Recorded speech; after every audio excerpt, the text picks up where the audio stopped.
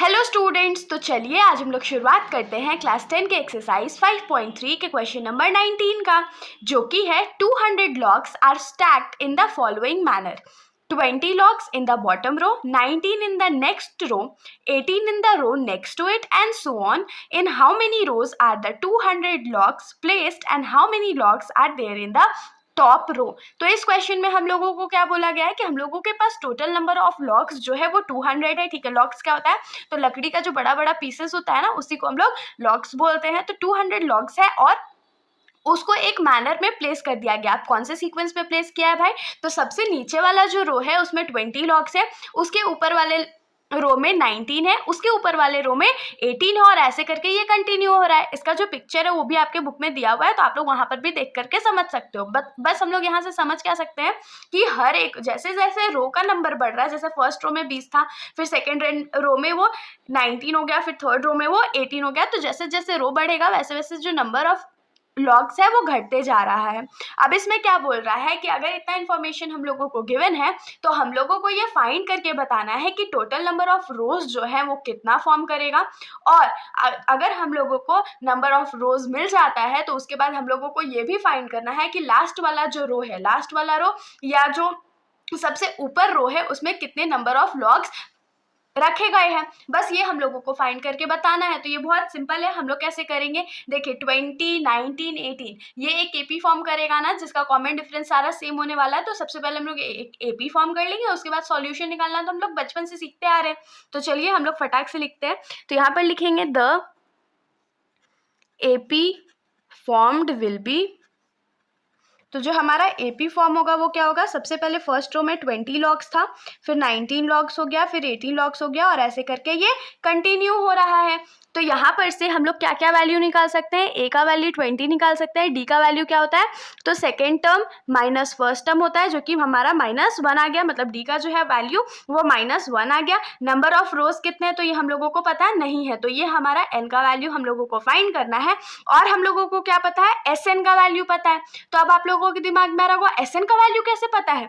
तो S N का value मतलब क्या होता है? टोटल या सम ऑफ नंबर, जो सम ऑफ लॉग्स है वही है ना।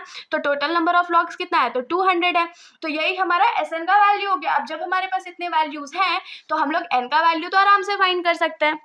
तो एस एन का हमारा फॉर्मूला क्या होता है? n/2 into 2a plus n-1 into D, ये हमारा एस एन का फॉर्मूला है।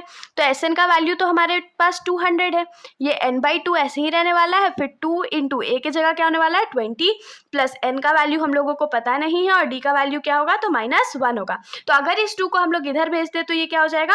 200 इंटू 2, क्योंकि 2 जो था वो राइट साइड में डिवाइड था, तो इसीलिए जब हम लोग उसको लेफ्ट साइड भेजे तो वो मल्टीप्लाई हो गया। फिर एन को अभी रहने देते हैं, 2 इंटू 20 क्या हो जाएगा? 40 हो जाएगा, प्लस इसको भी अभी हम लोग ऐसे ही रहने देते हैं। तो 200 इंटू 2 क्या हो जाएगा? तो 400 हो जाएगा। अब यहाँ पर से हम लोग थोड़ा सा मल्टीप्लाई कर लेते हैं, जैसे कि यहाँ 40 है, उसके बाद देखिए जब हम लोग ब्रैकेट ओपन करके इसको मल्टीप्लाई करेंगे तो क्या होगा? -1 इंटू एन क्या हो जाएगा? तो -n हो जाएगा, माइनस माइनस प्लस हो गया, 1 1 1 हो गया। तो इसको हम लोग क्या लिख सकते हैं? 40 + 1 41 -n, और इस साइड में 400। तो अब हम लोग n को मल्टीप्लाई कर लेते हैं, तो n इंटू 41 क्या हो जाएगा? 41n हो जाएगा, माइनस n इंटू n क्या हो जाएगा? n², और इधर 400। तो अब हम लोग क्या करते हैं? थोड़ा सा इसको अरेंज कर लेते हैं। तो जब हम लोग अरेंज करेंगे तो ये क्या हो जाएगा? -n² प्लस 41n, और क्योंकि 400 को हम लोग राइट साइड ले जाने वाले हैं तो ये माइनस में 400 हो जाएगा, = 0। ये सिर्फ हमने अरेंज किया, तो आप लोग खुद से भी इसको ट्राई कर सकते हो। बाकी अब n² के साथ माइनस अच्छा नहीं लग रहा है, तो हम लोग पूरे को माइनस से मल्टीप्लाई कर देंगे। तो क्या हो जाएगा? सारे का साइन जो है वो चेंज हो जाएगा, मतलब कि जो माइनस में है वो प्लस में हो जाएगा, जो प्लस में है वो माइनस में हो जाएगा। तो यहाँ पर ये हमारा क्वाड्रेटिक इक्वेशन आ गया। अब अगर हम लोगों को कोई भी क्वाड्रेटिक इक्वेशन सॉल्व करना रहता है तो हम लोग क्या करते हैं? हम लोग मिड टर्म स्प्लिटिंग का यूज करते हैं। तो मिड टर्म स्प्लिट करने के लिए हम लोग क्या करेंगे? जो कांस्टेंट टर्म है उसको n² का कोएफिशिएंट से मल्टीप्लाई करेंगे।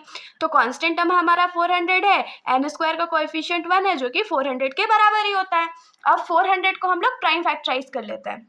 तो 2 के टेबल में ये 200 बार में आएगा, फिर 2 के टेबल में ये 100 टाइम्स में आएगा, फिर 2 के टेबल में ये 50 टाइम्स में, फिर 2 के टेबल में ये 25 टाइम्स में, और 25 जो है वो 5 के टेबल में 5 टाइम्स में आएगा। अब ये जितने भी प्राइम फैक्टर्स हमारे पास आए हैं उसमें से हम लोगों को कुछ ऐसा लॉजिक लगाना है कि हमारा जो आंसर है वो 41 के बराबर आ जाए। तो देखिए ये बहुत सिंपल है, अगर इन चारों 2 को हम लोग मल्टीप्लाई कर दे तो ये क्या हो जाएगा, 2 2 जा 4, 4 2 जा 8, 8 2 जा 16। तो अगर हम लोग यहाँ 16 लिख लेते हैं और 5 5 जा 25, तो अगर हम लोग 16 और 25 को ऐड करेंगे तो हमारे पास 41 आ जाएगा। लेकिन समस्या क्या है कि 41 जो है वो नेगेटिव में है और हम लोगों को तो प्लस करना है, तो जब हम लोगों को जो साइन है वो नेगेटिव चाहिए होता है और करना ऐड रहता है तो हम लोग क्या करते हैं, दोनों टर्म्स को नेगेटिव में ले लेते हैं। तो इससे हम लोग को क्या मिलेगा, माइनस माइनस प्लस भी मिल जाएगा और साइन माइनस का भी हो जाएगा।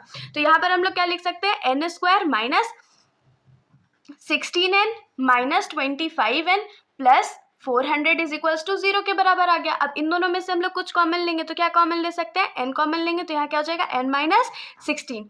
और यहाँ पर हम लोग क्या कॉमन ले सकते हैं, तो 25 कॉमन लेंगे, तो 25 कॉमन लेंगे तो यहाँ पर हमारे पास n बचेगा और यहाँ पर हमारे पास 16 बचेगा। और माइनस प्लस माइनस होता है तो यहाँ माइनस का साइन लग जाएगा। तो देखिए यहाँ पर जो हमारा दोनों ब्रैकेट है वो सेम आया है, मतलब कि हमने जो मिड टर्म स्प्लिटिंग करा है वो एकदम सही है। तो यहाँ पर से हम लोग क्या मिल गया, n minus 16 into n minus 25 is equals to 0। तो देखिए यहाँ पर हम लोगों को क्या मिल गया, n माइनस 16 और n माइनस 25 मिल गया। तो अब हम लोग दोनों को सेपरेटली 0 से इक्वेट कर देते हैं ताकि हम लोगों को n का वैल्यू मिल जाए। तो यहाँ से हम लोगों को n का वैल्यू क्या मिलेगा, 16 मिलेगा, और यहाँ से n का वैल्यू हम लोगों को क्या मिलेगा, तो 25 मिलेगा। तो इससे हम लोगों को क्या समझ में आता है कि जो 200 लॉग्स है उसको हम लोगों को मिसप्लेस करने के लिए टोटल नंबर ऑफ रोज जो है चाहे तो वो 16 चाहिए, चाहे तो वो 25 चाहिए। अब 2 बार तो हम लोग इसको सॉल्व नहीं कर सकते, चाहे तो हम लोग उसको 16 रोज में ही रखेंगे, चाहे तो उसको 25 रोज में ही रखेंगे। तो अब देखिए अब हम लोग क्या करते हैं ना, हम लोग फाइंड करते हैं कि अगर 16 नंबर ऑफ रोज है तो लास्ट जो टॉप रो होगा उसमें कितने नंबर ऑफ लॉग्स होंगे। अगर वो हमारा पॉजिटिव आएगा तो हम लोग उस रोज को वैलिडेट कर देंगे, और अगर वो नेगेटिव आया तो वो हम लोग रिजेक्ट कर देंगे। तो अब हम लोग लिखेंगे, नाउ